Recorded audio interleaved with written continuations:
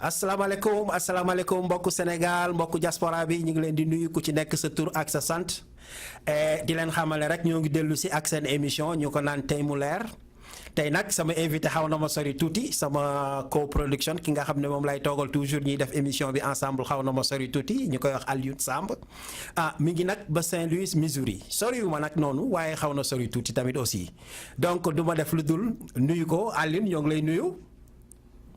asalaamaaleykum Malick ñu ngi lay ziar. sant bu baax kon di la xamal ne rek fu mu nekk nii tey bien que on n'est pas dans le studio ensemble mais xam naa ne rek dinañu mën a dérouler émission bi comme il le faut et comme ni ñu koy faral di defee rek ce qui se passe au Sénégal ñun lépp loo xam ne mën nañ ko def rek pour apporter suñu contribution si li nga xam ne moo xew ci dëkk bi du ñu def lu dul rek indi ci suñu contribution comme il le faut di leen xamal ni nag tey moom am nañu quelques axes yoo xam ne ci la ñu war a dugg waxtaan ci bi ci njëkk mu nekk like démission Thierno Bocoum bi nga xam ne mi ngi nekkoon ci parti Rewmi ok bi ci topp nag ñi war a wax par exemple ci affaire franc CFA bi parce que franc CFA bi gis nañu situation bi nu mu demee boobu léegi nit ñi ngi si naan jàppal bàyyil dugg na fii génn na fii mais au juste qu'est-ce que les gens veulent dire qu'est-ce que les gens veulent faire à partir de ce franc CFA ndax dañ koy continuer wala aussi dañuy jël ay mesures yoo xam ne mesures yu baax la yoo xam ne dina permettre africains yi West Africain ñi nga xam ne ñoo ngi utiliser CFA bi ñu xool li nga xam ne mooy lu gën ñu def ko. aussi pour jeexal xam naa dinañu dugg waxtaan ci affaire équipe nationale parce que démb mbégal nañu ñëpp mbégal nañu sénégalais yëpp. ba tax na daal fu mu nekk nii danañ ci dugg waxtaan ci ak Alioune et puis xool naka la ñuy mën a améliorer yenn kii yi Alioune du ma def lu dul bàyyi la nga nuyoo gars yi balaa may dugg encore ci waxtaan bi. asalaamaaleykum mbokk Sénégal asalaamaaleykum mbokk diaspora bi ñu ngi leen di ziar ku nekk ci turam ak santam di comme ni ko Malick waxee rek dellu si waat suñu show bi tey waxtaan ak tuuti ak sénégalais yi. ñu yokkante xalaat rek comme xalaat moom du doy te loolu moom mooy yóbbu nit kanam ñuy weccoo ak nit ñi te comme on dit toujours su nekkee ne am ngeen ay sujets yoo xam ne bëgg ngeen it ñu discuter si leeral ko wala ay invités yoo xam ne bëgg nañ ñu fekk si studio bi ñu ñëw fekk ñu si ñu waxtaan ak yéen loolu xalaat la suñu numéro bi xam naa Malick dina ko posté. comme ça ngeen mun ñu woo ñu mun waxtaan ak yéen. jërëjëf Alioune kon du ñu def lu dul dugg ci suñu première partie waxtaan bi parce que semaine passée gis nañu loo xam ne xam naa ne mun naa ne xaw na bett nit ñi au sujet par exemple de Thierno Bocoum xëy nañu rek gis ci news yi ñu ne Thierno Bocoum il a démissionné de Rewmi waaw kooku ban jàngat nga ci am balaa ñuy gën a xuus ci waxtaan bi. Thierno Bocoum nag Malick man du koo xam ne xam naa ko bu baax a baax. ko seedal ñëpp nee nañu ku xarañ la ku am xel la. ku am intégrité la man li ma liiragum yëpp loolu lañ ko nit ñi wax loolu la ko nit ñi seedam biñ ko booleewulee si listu waxtu Sénégal bi mooy élection parlementaire yi am nañu su bëri ñoo xam ne xawloon na leen jaaxal lu tax booleewu ñu Thierno Bocoum si liste yi mais terewu ko mu campagnal coalition bi léegi nag lu xew si diggante élection yi ak démission loolu laa xamul mais Idrissa Seck ak parti bi dafa mel ni ne il perd beaucoup de ses sergents wala des généraux ñi nga xam ne ñoom ñoo koy jàppale ci parti bi. nekkee ne politique Sénégal rek moo mel noonu wala moom leadership am si boppam moo am problème affaire bi daa xaw na doy waar. non parce que man si je comprends bien dafa mel ni par exemple dafa mel ni jamono bi ñu toll nii depuis like après mu démissionné ci gouvernement bi Idrissa Seck crédibilité am dafa commencé daanu complètement sax complètement ba tax na daal je pense que ndaxtu loolu moo tax peut-être Thierno Bocoum il a démissionné xam ne par exemple léegi fu mu nekk nii moom amatul benn futur ci parti bi te doon na xale boo xam ne comme ni nga ko waxee léegi xarañ na te xam nga xam-xamam màcc na te aussi tey na mu xam ne fii par exemple doon na ki ngi leen jiite par exemple jiñoon nañ ko fa affaire corruption ne par exemple jëloon na fi xaalisu nguur mi donc xalaatoo ndax affaire yu mel noonu moo war a gën a mun a tax waa ji jékki-jékki rek bof d'une manière tellement surprenante ne day bàyyi. c'est possible xam nga politique ay calcul la it. mais quand même il est resté avec Idrissa tout le temps c'est-à-dire que ne bi muy metti it des na foofu.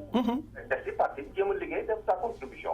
Idrissa Seck c'est vrai que ne en termes de politique, c'est quelqu'un qui est très doué, c'est quelqu'un qui a capacité de mourir, c'est peut-être l'un des meilleurs politiciens sénégalais. Et comme tu dis, politique, il faut publicité là. Am na publicité bu ban boo xam ne topp na ko et ça fait des années boo xam ne mu ngi koy topp. kooku moom moo ko waxal boppam du question de ne keneen moo leen koy waxal. te it nekk ci nguur Sénégal rek la loolu am. loo xam ne en 5 ans 10 ans nit dina liggéey àddunaam yëpp du ko mën a accumuler yow en 5 ans 10 ans nga ne parce que tout simplement vous gérez les fonds du pays vous pouvez vous permettre certaines richesses yoo xam ne nit xamul fu muy jógee yooyu dafay xaw a tey xel day xaw a doy waar te yooyu nag feebar yooyu la ñu war a génnee si dëkk bi fu mu ne nii. Definitely. Idrissa Seck nag c'est quelqu'un que moi je dis que ne qui comme je disais tantôt il est très doué. Dafa naa xam nga yeeg yenn saa yi xel yu ëpp yi da lay indi lay problème calcul yu ëpp yi da lay indi lay problème. Oui, parce que man maa ngi rappelé wu ci par exemple ça doit faire par exemple 10 ans ci ginnaaw benn bés ma doon seetaan benn conférence de presse boo xam ne Idrissa Seck def na ko au niveau de New York ba ko gars yi laajee ne ko yow ñu ngi lay jiiñ sàcc ñu ngi lay jiiñ lii mu ne non en tout cas man lu ma am pour wax leen mooy Ablaye Wade xam na man xam naa. Donc ce qui veut dire que xaalis bi mu jël ne xaalisu fonds politique la donc dafa mel ni looloo koy topp fu mu nekk nii moo tax Sénégalais yi xaw a débarrassé wu ci moom ci lu bëre quoi don't you think so? Mooy kay loolu la ñu war a def moo kay ku ñu wax kay ne yow fu mu ne nii xaalis parce que quoi qu'on dise fonds politique yi il faut ñu waxtaan ci. fonds politique du loo xam ne tey jii wala léegi kooku c'est d'habitude les caisses noires mooy yi nga xam ne tey jii. On donne ça à l'État parce que l'État du lépp loo xam ne da koy def la mën a wax dans le public. Mais ça ne veut pas dire que nag léegi da ngay jël xaalis boobu sa biir poche. Loolu nag mooy yabel bi nga xam ne fu mu ne nii politiciens africains yi duñ ñu yabel boo xam ne tey moo tax ñu ñuy wax yu mel noonu. te loo xam ne liggéeyoo ko moomu loo ko sàcc la tudd. lépp loo xam ne liggéeyoo ko moomu la ko nga jël ko kooku sàcc la. sàcc la amul dara lañ koy woowee. ya fu mu ne nii. man Idrissa Seck moom moo waxal boppam nag man bu ma maa ko wax moom moo taxaw ne que ne ci fonds politique yooyu il s'est servi il a servi autrui. moo tax mu ne Ablaye xam na man xam naa. ñoom nag seen biir. muy Abdoulaye Wade muy moom ak leneen. am na yu bëri yoo xam ne ñun franchement ci PS am na yoo xam ne ne woon nañu ne ñi seen liggéey baaxul parce que mënuñu liggéey. mais jël alalu réew foowee ko nii. loolu ci era Abdoulaye Wade lañ ko gisee. ñoo taxaw xaalis yu fës nii nga xam ne tey ji ay milliards la ñuy wax ay nit di ko foowee di ko waxee. waxu ci période Abdoulaye Wade lañ ko gisee. Idrissa Seck nag fu mu ne nii defe naa parti bi petit à petit il est en train de le perdre parce que petit à petit on se rend compte que ne les hommes forts qui travaillent avec lui petit à petit sont en train de le quitter. la nag nga xam. biir li nga xam ne mooy tax ba léegi nii fu mu ne nii parti baa ngi dem. Il sera le futur de Thierno Bocoum qu'est-ce qu'il compte faire moom tamit est-ce que dafay ñëw ne dafay ubbi parti boppam liggéeyal boppam parce que c'est loolu la parce que 300 partis ou plus loolu la ñu am fu mu ne nii au Sénégal ku yeewu ubbi parti am. loolu la fi indi wala est-ce que dafay rallier beneen parti yàlla rek a xam fu mu ne nii. yàlla rek a xam quoi tout simplement qu'il va prendre les bonnes décisions comme il a l'air d'avoir le capital humain bi nga xam ne moom ngay soxla bu nekk si politique. Tout simplement, il va retrouver d'autres voies. Il peut toujours servir le peuple et travailler en conséquence. Parce que pour revenir même sur le cas de Thierno Bocoum comme tu as dit parce que semaine passée ñi ngi doon waxtaan ci problème ci pépinière bi nga xam ne par exemple mi ngi meññ biir Sénégal Thierno Bocoum ñëw na yokku ci. ñëw na yokku seen biir. Moi je pense que Sénégal war na mun a am avenir boo xam ne par exemple ay xale danañu mën a yore réew mi ci transparence bu mot mais ñooñu lenn rek moomu ci jaaxal mais comment ils vont faire pour mun a rek converger idées yi parce que aussi kenn mënu ci gagner parce que Macky Sall la fu mu nekk nii toog na toog boo xam ne moi je dis aux Sénégalais bu leen nax seen bopp Macky Sall du ay wax moo ko fiy jëlee donc il faut que ngeen booloo nekk benn suudewu jéem a boole seen idéologie pour mun a faire face à Macky Sall donc lan nga ci xalaat par rapport à cette dispersion boo xam ne am na ci biir opposition bi. parti politique yi si seen bopp fu mu ne nii ñoo war a restructurer wu waat. les partis de l'opposition sont assez faibles actuellement au Sénégal.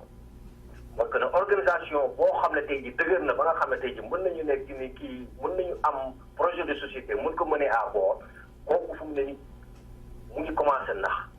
commencé egg situation boo xam ne day xaw a jafe pour xam.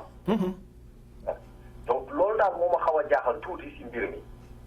mais que ne c'est possible que ñu am tey jii une relève ba nga xam ne tey jii am na ay xale yoo xam ne comme tu dis. mën nañ jëlaat situation bi mën nañ jëlaat dëkk bi c'est très possible. j'ose espérer tout simplement que mën nañu créer même su nekkee ne une structure de pensée bi nga xam ne foofu la ñuy tase di weccoo xalaat ne voilà qu'est-ce que eux ils peuvent apporter au Sénégal mais bañ a xeex individualité yi. bañ a bàyyi seen égo yi di jiite affaire bi. que ñuy xeex que mu nekk xeexu principe plutôt. que ñu xool ne ok léegi fu mu ne nii Sénégal fu mu ne nii mu ngi compété comme ni ñuy football ñuy compété ci football bi ak yeneen. naka la ñuy compété ba positionner Sénégal d'une façon ci politique am wala ci économie am. ba nga xam ne ça peut être représentatif. mais comme tu dis man je pense que ne su nekk ne ñoom boole nañ seen doole. ñu bañ a di xëccoo fii ku nekk naan maay góor gi ma maay mbër mi. que ñu booloo fi ne nii waxtaan ne ok mais am na ñeneen sax ay baala yi il peut bien que c'est un journaliste. C'est quelqu'un qui a des bonnes idées, c'est quelqu'un qui est patriote. On a besoin tout simplement des gens qui ont comme le dëkk bi. Comme le dëkk bi. Et seen intérêt personnel fu mu ne nii jiitewu leen. Et comme tu dis su nekkee ne loolu fu mu ne nii parce qu'on est à presque moins de 2 ans des élections. Macky Sall ñun on pensait que moom il allait représenter loolu mais fu mu ne nii on se rend compte que ne intérêt yu ko téye wala lobby yu ko téye fu mu ne nii ñoo ko ëpp doole. donc fu mu ne nii moom il a failli à sa mission. li ñu yaakaaroon fu mu ne nii que moom moo ko naroon def qu'il allait pouvoir rentrer dans l'histoire il allait pouvoir défendre les intérêts du Sénégal. loolu wan nañu rek loolu fu mu ne nii loolu moo ko yitam. donc comme tu dis su nekkee ne c'est la jeune génération ñii nga xam ne tey jii ñoom ñooy comme tu les appelles le carré d'as. y en a beaucoup d'autres nag yaa ngi ay Abdourahmane Sarr ak yeneen ñoo xam ne fu mu ne ñu ngi yëngatu si yooyu ñoo xam ne fu mu ne nii war nañu toog am structure boo xam ne dañuy waxtaan. ñu xool seen biir ne kam moo fi mën a kam moo qui a le meilleur profil fu mu ne nii pour défendre les intérêts du groupe. Definitely ñu booloo seen diggante waxtaan ba jubóo ne voilà kii nag fu mu ne nii on pense que c'est le meilleur candidat kooku jël reine bi mais c'est collégial c'est partagé. mu nekk 9 wala 10 individus yoo xam ne ñoom ñooy àndandoo ne voilà on peut maintenant former l'équipe muy ossature équipe bi rek. il a ajouté d'autres candidats yoo xam ne ñoom ñoo ciy yokku. que ce soit des technocrates wala ñoo xam ne ñoom ñoo yokk ci groupe bi. ñoo jàppale leen fu mu ne nii parce que quoi qu'on dise lii du mbiru benn nit. Ouais, parce que générationnel la c'est-à-dire que il y a une nouvelle génération qui doit venir de voir le monde différemment.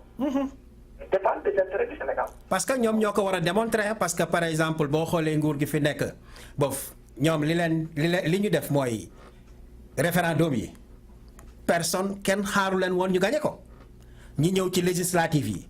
kenn xaaru leen woon pour ñu gagner ko léegi ñu ngi jëm ci 2019 donc ce qui veut dire que bu fekkee par exemple opposition bi dafa nar a dem dans la dispersion daf lay leer ni bof c'est un combat boo xam ne gars yi gagné nañ leen ba pare parce que Macky Sall. même comme tu as fait un constat qui est simple. mooy ne fu mu ne nii référendum bi. on ne pensait pas que c'était un référendum boo xam ne amoon na sens. donc c'était contre nature mais ils se sont débrouillés pour gagner un référendum boobu. législative bi comme tu as dit on ne pensait pas parce que le pouvoir réel fu mu ne nii bien qu'on en a une population assez ñu jàng bëriwul. donc pour que nga jaay leen yenn idées yi ñëw ak xaalis jënd seen conscience dafa yomb. fu mu ne nii nag lan mooy futur Sénégal lan mooy ñi nga xam ne politiciens yi nga wax ni comme tu dis ñan ñooy xalaat ñu ngay indi xalaat bu bees. bañ a def li nga xam ne seen mag yi wala seen maam yi wala seen baay yi defoon nañ ko fi. ñu indi xalaat bu bees indi structure bu bees parce que 300 partis dans un petit pays comme le Sénégal ça n'a pas de sens. ça n'a pas de sens parce que kooku multipartisme bu ëpp doole la parce que même dinaa dégg ci kaw jàngat gars yi ñi ngi naan par exemple en majorité boo gisee parti yi bëri noonu boobu c'est l'État qui a infiltré tout ñoom ñoo dugg ci biir xam nga jaxasoo seen biir corrompre ay nit jënd leen ba nga xam ne léegi dañuy créer ay partis yoo xam ne c'est des partis yoo xam ne c'est dans l'abstraction donc ay partis lañu yi nga xam ne par exemple dañu naan waaw ànd nañu ak yéen mais au juste ànduñu ak ñoom ña nga ànd ak nguur gi. Qu'est-ce que tu en penses Aliou. bi daal su ne nii pàcco bi la rek. Malick parti politique Sénégal. pour bokk si noos bi la rek. da ngay jiñ lay boole nga góorgóorlu daal ba gars yi dugal la ci droit de nekk ministre ba ci dem moo jaay du kenn génn la si nekk ne état bi dana di fay 4 millions chaque mois. tu vois. ci loo xam ne du liggéey état bu muy jëlee xaalis fonds yooyu yoo xam ne tey jii ça devrait servir pour le développement du Sénégal yooyu dañuy foyee di caaxaane dañu koy di ko utiliser. donc ce qu'on doit refaire léegi nii mooy li ñu war a changer mooy architecture bi ñuy gisee si boppam gis-gis bi ñu am si boppam la ñu war a changer ñu ngi Sénégal. xam ne suñu intérêt général ça va au-delà de l'intérêt individuel. mais naka la nga xam ne léegi on peut attacher l'intérêt individuel à l'intérêt général loolu la ñu war a loolu solution boobu la ñu war a trouver. loolu fu mu ne nii dafa naa mooy suñu challenge. kon ñu ñëw seen émission tey mu leer di leen fàttali ne boof émission la boo xam ne ñu ngi koy defee au niveau des États-Unis émission la boo xam ne nag dara taxu ñoo jóg lu dul jéem a xool naka la ñuy jàppalee contribuer ci suñu avancement dëkk xool li nga xam ne moo teguwul ci yoon li nga xam ne dafa dëppoowul ak yoon doon corruption doon loo xam ne par exemple daf ñuy retardé du ñu jëmale fen looloo tax ñu jug ñun nag ku ñu bëgg a contacter mun nga ñu appeler ci numéro bi ñu leen di jox ni muy 612 454 7200 Alioune pour ñu transiter je pense que ces derniers temps là nit ñi ngi wax ci mbirum franc CFA bi lu bëree parce que boo koy seet au juste xamatuñu fu ñu jëm par rapport à ce monnaie te boo koy xool suñu naataangaw yu bëri booy xool Nigeria nga xool par exemple Ghana nga xool même Mauritanie bi nga xam ne moo gën a jege Sénégal te buñ ñu doon comparer ak Mauritanie sax beneen affaire la kooku on n'en parle pas parce que bëgguñu yëkkati suñu bopp ci kaw mais ñoom am nañu seeni monnaie bopp mais qu'attend le Sénégal et les autres lu ñuy xaar. wala te ñàkk gis-gis ak ñàkk fit moo jàll suñu intellectuel yi fu mu ne nii monnaie boo xam ne depuis avant guerre mondiale bi ñu paree ba tey ji ñu ngi koy yore nga nekk sur tutelle mooy que ne yow da nga am papa wala yaay boo xam ne mooy jël sa décision ba tey ji semaine bi ñu génn best la gars yi tase woon on a amené tous nos ministres des affaires économiques. économie yëpp ñu dem foofu di waxtaan affaire CFA. xam nga lu ruslu tey jii mooy des états qui se disent indépendants ba tey jii ngay dem dans une capitale coloniale.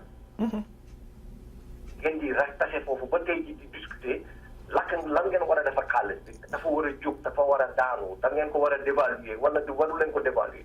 mais waxtaan yooyu doo leen ko defee seen capital yi capitalu France ngeen koy defee xam nga même symboliquement ce n'est pas juste Malick tey jii am na degré boo xam ne war nañ ko passé. il faut que mënoo di redoubler même classe bi tout le temps. tout le temps ça c'est vrai. nit il faut nga jàll il faut nga ak étape yoo xam ne tey jii da ngay naan même cellphone bi nga yoroon yaa 20 ans Malick yoroo too ko. non non. dollar bi day changer chaque jour euro bi day changer chaque jour ñun devise forte lenn rek lañ ko soxlawee mooy parce que ne dañu war a jënd affaire yu jàmbur loolu rek mooy xaalis. xaalis pour jënd ak jaay la rek. devise nag mooy que ne tey jii duñu war a jënd pétrole ñu soxla dollar ne soxla nañu dollar duñu ko war a jëndi mais ñun même su nekkee ne Gabon dafa jaay. jot dollar mais dollar boobu du ñibbi Gabon Malick dollar boobu France la koy jël ñu teg leen ko foofu. tey leen ko. intérêt yi waroon jaar ci dollar boobu ñoom dañ ci jot. donc dollar bi am na doole ñàkk na doole ñoom Gabon duñ si gis dara. ay dëkk comme Gabon tey jii ça devrait faire partie des pays les plus riches en Afrique tey jii. comme ay Koweït wala ay Qatar di mel loolu la Gabon waroon mel wala loolu la Équatorial Guinée waroon mel. mais ñooñu ba tey ji ils sont sous tutelle seen xaalis su dugg seen biir dëkk bi ñu am ñaar wala ñett nit ñi nga xam ne parce que président bi la ñu jege wala jabaru président bi ñooñu ñooy foowee dëkk bi. CFA bi nag il faut que les Africains comprennent exactement lan mooy CFA. CFA mooy que ne 100 francs buy daw si dëkk bi buy daw si dëkk africain. 50 francs il faut que ñu am ko en termes de réserve parce que loolu moo ñuy permettre d'acheter produits d'importation yi nga gis mooy oto yi di jóge France ak mooy pétrole bi ñuy jënd ak mooy lépp lu ñuy jënd pour ñu garantir ñu suñu xaalis tey jii ñun am nañu dollar wala yéen wala leneen lu ñu xam ne tey jii. ñun bëgg nañ ko jënd il faut ñu jaar ci France traduire ko ba pare après ñun ñu mun ko jënd. mais su nekkee ne ñun dañuy jënd ay produits européens soxlu ñu traduction parce que même monnaie bi la. duñ ko woowee rek même monnaie bi mais même monnaie bi mooy circuler. donc soxluwul ñu koy jëndee beneen kii. loolu ba léegi moom mooy dépendance bi ngay dégg tey jii nag li ñuy war a jënd pour importer xaalis boobu moo xaw a wàcc côté Afrique centrale. li ñu yore woon en devise d'échange léegi dafa xaw a wàcc France nag nee na ñoom dugg lu ñu xaatal xaalis ci biir mbir mi donc ce qu'il demande mooy ñun ñi nga xam ne ñun ñooy waaye BCEAO. ñaari banque la dafa am banque bi ñuy woowee BCEAO ak banque bi ñuy woowee BEAC. BEAC na fu ne dafa am déficit mooy que ne tey jii li ñu waroon jëndee pétrole wala leneen xaalis boobu dafa wàcc donc amatuñu assez de devise tey jii pour mën a importer meew bu ñu war a jëndee France wala oto yi ñu war a jëndee France wala seen produit yi nga xam ne ay saabu ak yeneen yoo xam ne ñun lépp la ñuy importer. c'est des produits yoo xam ne on peut les fabriquer localement mais duñ ko produire parce que il est beaucoup plus simple. dem jëndi ko foofu rek ñu indiwaat. moo tax soo gisee suñu dëkk yi fépp marché la. mais marché la boo xam ne on vend partout mais ce ne sont pas des produits qui nous appartiennent ñun. bu Malick mooy dem béyi toolam ñëw génnee ñu jënd jaay wala transformé ko ñu jënd jaay lépp lu ñuy jaay ci biti lay jógee. moo tax gis nga port Dakar ak aéroport bi loolu foofu la ñëpp taxawaalu. kon daal nooteel la boo xam ne rek dañ ko indi mais dans un autre sens quoi. mais nooteel bi dafa musul jógee Malick c'est que ñi jàng ñi war a yee nit ñi ñoom ñooy naxee nit ñi di leen wax ay faux problèmes yoo xam ne ça devient des débats de personnes. tey jii on nous parle de Kémi Séba mais ça ne devrait pas être le débat aujourd'hui le débat mooy sur les idées lan mooy problème bi d'abord. lan mooy CFA bi en premier lieu. mais ñoom est-ce que Aline si je comprends bien est-ce que ñoom ils ont le courage les présidents africains ñi nga xam ne CFA bi concerné leen est-ce que ils ont le courage de poser ce problème-là parce que looloo waral tergiversé bi bëre parce que boo gisee comme li nga wax léegi Kémi Séba ñu koy jël di ko delloo France di def ay activités yoo xam ne loolu yëpp c'est pour brouiller les zones ba nga xam ne gars yi dañuy perdre track bi quoi est-ce que xalaat nga ne les présidents là yi nga xam ne ñoo yore Afrique en ce moment am nañu courage bi. amuñu courage bi te amuñu charisme bi nga xam ne tey moom lay soxla pour éduquer les populations. pour leur donner l'information ñoom seen bopp ñu xam lan la. parce que Malick tey jii su nekkee ne toi tu n'es pas connecté à tes populations. mooy que ne tey jii man je suis Macky Sall mais population yi du ma leen waxtaan ak ñoom ba ñu dégg ne li may wax lan la. parce que il faut nga waxtaan ak ñoom ba ñu xam quels sont les tenants et les aboutissants de li ngay wax lan la. ñu taxaw sa gannaaw ne la ah monsieur président yow su la gars yi naree noot ñun dinañ supporter nañ taxaw sa gannaaw. mais tey jii Abdou Diouf il a dit il y a des interviews qui sont là il dit que ñoom bi ñuy dévaluer ils étaient pas d'accord mais on leur a imposé cette décision là. te bi ñuy accepter décision boobu mënoon nañu génn dem si seen peuple bi ne leen ah tubaab yi dañ ñuy teg lii FMI teg na lii wala France teg nañu lii ñu ne d'accord ñu si léegi yéen loolu lañ bëgg a def. à partir de ce moment-là les populations prennent les responsabilités ne ah ñu nag comme situation bi dem na nii wala mel na nii. ñun dinañu organiser wu ba nga xam ne si daara yeeg si leneen ak leneen nit ñi waxtaanee seen biir ne non ñun on est prêt à payer le sacrifice. même su nekkee ne pendant 1 an day xaw a metti 2 ans mu xaw a metti mais après ça va changer.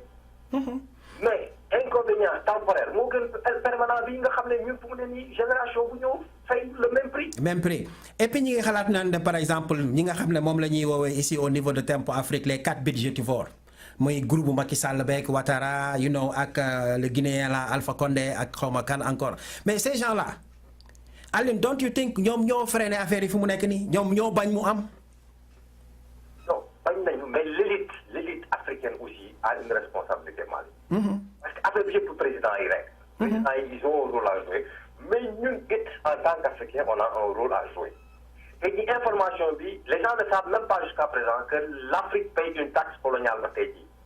tali yi fi tubaab bi bàyyi woon building yi fi tubaab bi bàyyi woon ba léegi ñun dañuy fay taxe si loolu. suñu maam yi fay nañ taxe suñu baay yi fay nañ taxe ñun ñu ngi fay taxe Mali kañ la taxe boobu di arrêté. du jeex mukk.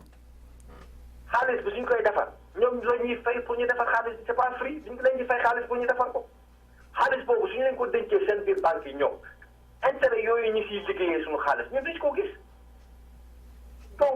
li ñuy fay si taxe dafa bëri dafa mel ni tool rek xam nga soo demee fu ma dem. péage ñun ay péage rek la ñuy fay. autoroute yi ñuy gis yëpp dañuy fay ay péage rek. on ne peut pas continuer nag suñu xaalis fu ñu romb rek di fay fu ñu romb rek bopp koñ bu nekk bu ñuy jàll rek ñuy fay mais ba kañ te ñun c'est comme si on était confortable circonstances yi nu mu mel nii xam nga mooy koo xam ne nee nga ne safara bi nga xam moo gën aljana boo xamul. ñun nag safara boobu on est confortable si dëkk safara boobu. 30 ans Malick même su nekkee ne on va faire des bêtises ici 10 ans ñuy def ay bêtises di jug di daanu ba bés bi nga xam ne dañuy taxaw mais daanu jóg ànd nit munoo ragal ba nga xam ne tu ne prends aucune décision dans ta vie. dund il faut que tu prennes des responsabilités il faut que tu prennes des risques. donc ce qui veut dire que on n'a pas de leader en Afrique amul kenn koo xam ne par exemple am na gët. leader bi fi mu ne nii Malick. keneen ak keneen comme ni ñuy def nii jël suñu leadership jël suñu responsabilité di waxtaan. bu nekk africain bu nekk il faut nga jël sa responsabilité wax. moi je ne dis pas que je détiens la vérité c'est pas vrai. et je donne mon point de vue. erreur yi may def nag keneen mooy jógee feneen ne ma Aliou Samb juum nga fii wala juum nga feneen.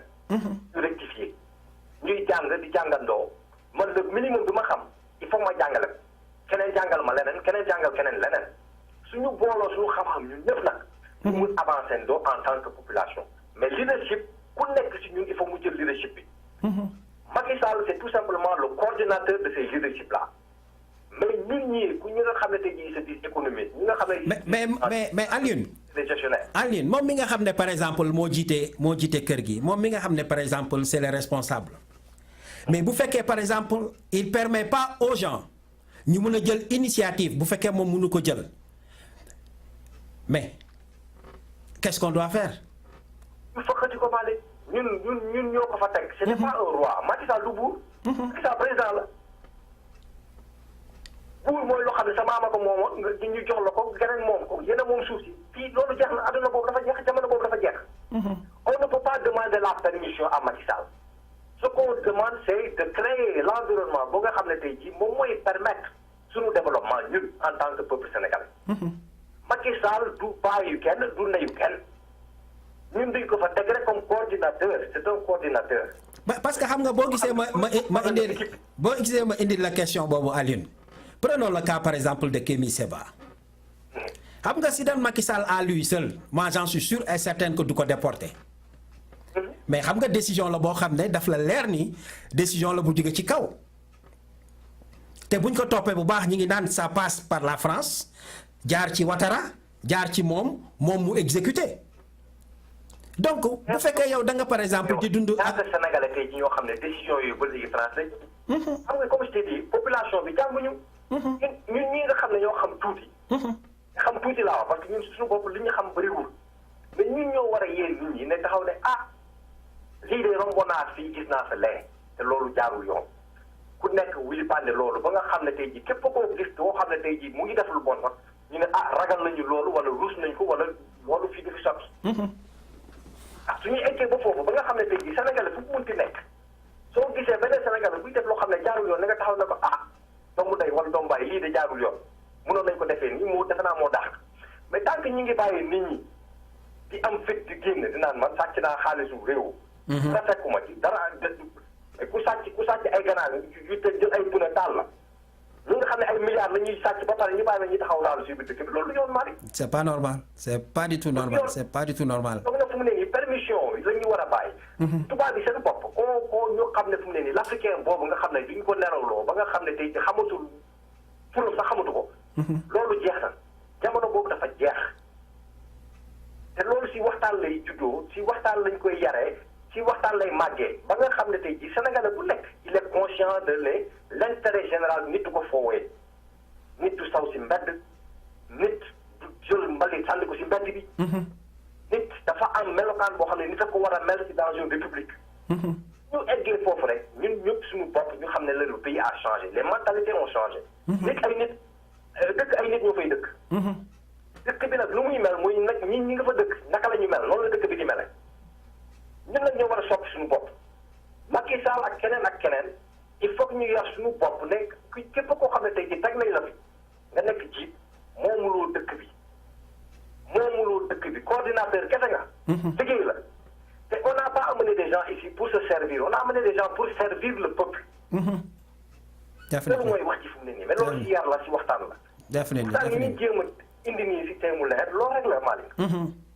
ah Alioune on te remercie en tout cas jërëjëf ci leeral yooyu donc ñun ñëpp ñoo ko déggandoo parce que Sénégal ñun ñëpp ñoo ko bokk bien que parfois le gouvernement du ñu def li nga xam ne moo leen war mais ñun aussi en tant que citoyen am na lu bëre loo xam ne lu ñu war la foofu lu ñu war a def waruñu xaar lu ñu war a def nañ ko def parce que nit ki munoo taxaw di critiquer te doo def dara parce que boo deful dara di critiquer ak zéro moo yem waaye da ngay pousse ne gars yi kat mottali leen ma en tout cas Alioune on te remercie pour def naa ci problème mu CFA bi ça a été vraiment clair leer na nañ ci bopp nit ñi mais nag pour transiter tey moom dinañu dugg ci loo xam ne par exemple on n'a pas l'habitude d'en discuter mooy loo xam ne boof ci wàllu sport la mu nekk mbégte boo xam ne sénégalais yi am nañ ko démb par rapport ak seen qualification coupe du monde xam naa li leen dese bëriwul te di leen ñaanal rek yàlla suturaal leen ba nga xam ne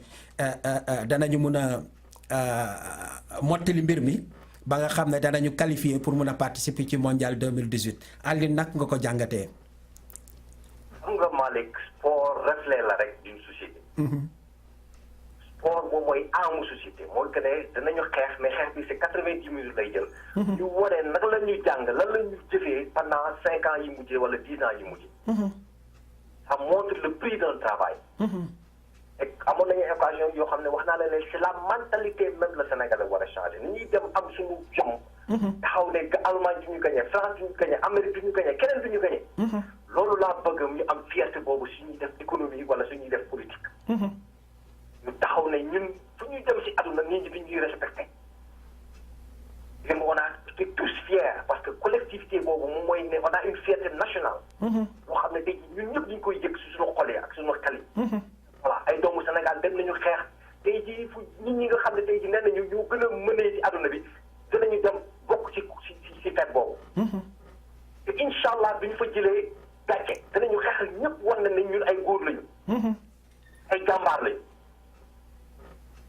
tey jii c'est un moment de fierté yoo xam ne tey jii loolu moo war a dugg si amu sénégalais. te man li ma gën a frappé par exemple 60% le Sénégal a été dominé gars yi sonal nañ leen mais terewul les jeunes étaient tellement courageux de telle sorte que subir jusqu'au moment où ñu relever la barre pour mën a dem gagner waa Cap-Vert foofu ma jéem ko évaluer tuuti parce que dama doon waxtaan ak yow je pense ngay citer le gouvernement sénégalais ba indi si benn similarité ne équipe nationale rek la waroon doon mais qu'est-ce que tu en penses nga defe ne par exemple bu tey par exemple sunu équipe nationale bi nu muy doxalee bu fekkoon tey am nañu un gouvernement boo xam ne boofu patriotisme boo xam ne permettre leen ñu mun a di doxalee comme noonu donc tu think les choses vont changer. loolu mooy esprit bi Malick xam nga nit esprit la Aliou Cissé quand je dis que c'est quelqu'un que je respecte et j'ai toujours dit critique fi ñu ko war a critiquer dañu koy critiquer mais nit kuy liggéey doo toog rek si taabu keppaar bi di wax coow di du jeex rek.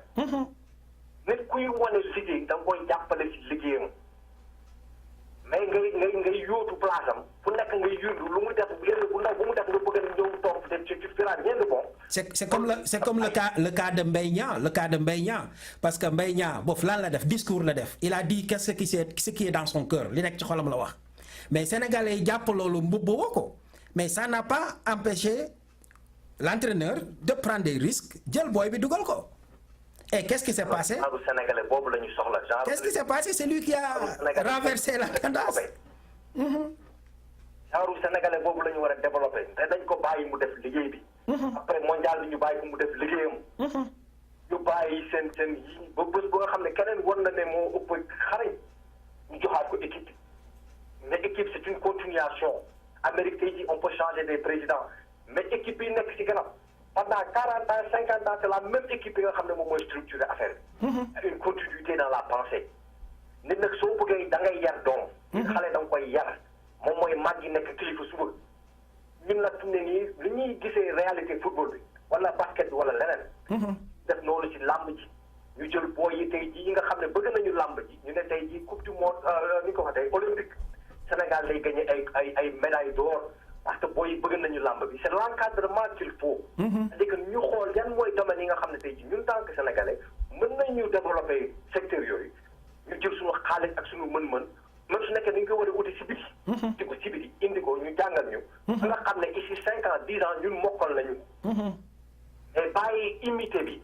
di ay coach français wala leneen di leen fi tegati loolu dafa war a jeex. ay boy yi ñu développé gros ñu fay leen alal bi nga xam ne moom la ñuy fay ñeneen ñi jox leen ko ñoom ñii tey ñu am si teraanga si suuf fii. mais ces gosses-là je les félicite et je félicite le peuple sénégalais. et aussi ça ne fait que commencer nag. ça ne fait que commencer parce que li ngay ut liggéey yomb na ñu jox la liggéey nga def liggéey loolu moo jafe. moo jafe definitely. loolu nag la ñu war a fay daal fu mu ne nii jox suñu énergie teg ko si loolu. ba nga xam ne tey jii booy suñu demee mondial yi on prend les moyens nécessaires pour les supporter incha allah. que le peuple ñun suñu bopp ñu jël comme ni ñu defoon à Caire 86 jël suñu dërëm ak suñu ñaar dërëm ne supporter nañu équipe bi même si c'est symbolique rek. c'est d'une façon symbolique. ñu am benn genre contribution en tant que population ñu ne ñun ñoo jël li jox nañ ko ni ñu ko waxee équipe nationale bi. comme don booy ku ci pare it am xewal ci àll ba. ñu ne le peuple sénégalais t'avait supporté parce que psychologie la àdduna yëpp psychologie la. et lii c'est des moments yoo xam ne il faut que ñu profité aussi fier si ku nekk ne keneen ki yow waa góor. ba nga xam ne fu mu ne nii moment la yoo xam ne il faut que ñu arrêté wu xool lan lañ ci mën a jàng ba nga xam ne suba ak gannaaw suba ça a un impact dans tout l'aspect de la vie. wax dëgg Sénégal bi moom kontaan noonu lañu ñëpp. kontaan nañu c'était super en tout cas. tout rek quand on gagne qu'on doit être fier. parfois aussi c'est dans la défaite on doit gagner on doit perdre dans la dignité. definitely. donc kon ñi jàppee mbir mi rek ne c'est un problème de leadership. kii di Aliou Cissé. leadership la ak ma ne ko leadership la ak psychose. leadership bi mooy que ne côté football bi loolu léegi jox nañ suñu bopp cër boobu. football bi léegi gars yi gëm nañ seen bopp ba nga xam ne gëm nañ ne mën nañ xaar ku nekk. psychologie boobu nag moo war a transférer si yeneen aspect si àdduna mooy lan mooy si suñu sociologie. psychologie si nga xam ne tey jii moom mooy suñu économie. wala si suñu juriste. nga xam ne tey jii da ngay taxaw ne moi je vais être booy avant-centre bi nekk Liverpool Sadio Mané nga ne je vais être le Sadio Mané dans ce que je fais moi. je vais être l'un des meilleurs que nga nekk médecin que nekk leneen ak leneen que ñu jox suñu bopp genre responsabilité boobu. que ñu nekk ne quel que soit li ñuy yëngatu danañu jéem a doon ñi nga xam ne ñoom ñoo si gën a xarañ ñoo si gën a mën. loolu c'est de la psychologie du loolu mooy gëm sa bopp. Sénégalais fu nekk nag domaine bu mu mënti yëngatu dafa war a gëm boppam. En tout cas Alioune on te remercie je pense que affaire yi leer na nañ ça a été très clair seulement rek di lancer encore un appel di xamal le gouvernement sénégalais ne lépp loo gis rek ci àddina dafa am foo koy teg parce que saa yoo xëyee di xalaat ñi nga xam ne ñi ngi tëdd ci hôpital bi te amuñu lu leen faj amuñu lu ñu jëndee ordonnance te yow nga nekk ci nguur bi kooku nga xam ne mi ngi tëdd ci hôpital bi ci ay impôt am lañ lay fayee ba nga xam ne am nga wërsëgu bu sa doom wala sa jabar wala sa yaay wala sa pap wala sa baay kenn feebar ci nga jël leen yóbbu leen ci hôpital yu gën a kawe ci Europe pour ñu faj leen loolu rek war na ubbi xel loolu rek war na delloo xel ci suuf xam ne ñun ñëpp ay doomu aadama lañu képp koo xam ne jiital nañ la teg la ci boppu réew war nga xam ni li la war mooy fexel ba jàppale réew mi xam ne yow yaa ngi añ yaa ngi reer yaa ngi am lépp loo bëgg waaye boo xoolee sa ginnaaw am na ñoo xam ne amuñu ko kon je pense que si on réfléchit comme ça danañu permettre au moins yenn erreurs yi ñu bàyyi ko danañu permettre au moins yenn bëgg-bëgg yi ñu wàññi ko danañu permettre au moins ñu mën a respecter suñu nation xam fi ñu jëm en ces mots du ma def lu dul clôturer cette émission te Alioune ñu lay remercier ci sa participation bien que temps bi xat na mais tu as tout fait pour connecter wu ak ñun ci téléphone bi pour ñu mun a def le show comme il le faut j'espère que les Sénégalais dinañ ci bénéficier wu te képp koo xam ne rek am nga ci commentaire boo war a mun a def képp koo xam ne am nga contact boo xam ne yow bëgg nga ñu ko envoyer wala au moins yow ci sa bopp nga bëgg ñu contacter ñun ñoo ngi fii au niveau des États-Unis mun nga ñu wootee ci numéro bi 612 424 7200 wala nga woote ci 612 224 20 20. On vous remercie et à vous. Thank you so much.